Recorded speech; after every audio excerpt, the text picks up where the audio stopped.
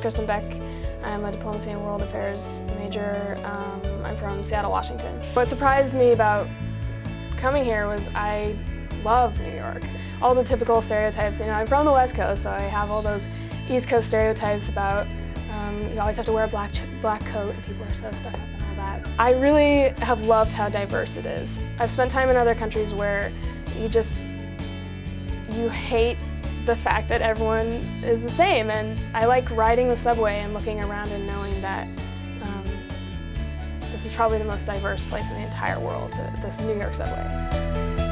I'm working in the Department of Peacekeeping Operations, Division of Policy, Evaluation, and Training.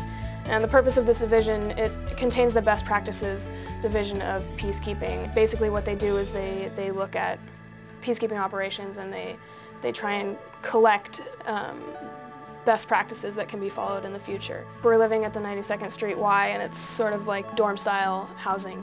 One of the first days that we had moved in, somebody's dad said to us, "Oh, what are you doing in New York?" And we said, "Oh, we have internships." And he says, "Oh, are they governmental or NGO?" And my friend says, "Well, we're working at the UN." And he goes, "Well, governmental." And she said, "No, we're working at the UN."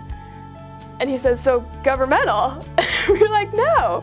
But I think that's kind of the main problem with the perception of the UN, is that it's this single entity that is some kind of governance structure. And there are aspects of the UN that have the power to govern at some level, but that's not its primary function.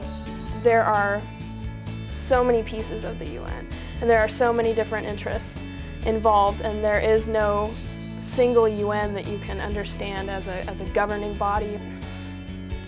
One of the most memorable projects that I've been working on is it's called the C2 evaluation, which is command and control, and essentially it's looking at everything in peacekeeping. So the structure of authority, decision making, accountability, implementation of decisions, and what this has encompassed is a huge project of trying to compile exactly where the problems are in the chain of command. And so that's been really fun because I've gotten to really see internal aspects of peacekeeping and talk to people who are running it and get their analysis of what's wrong with it.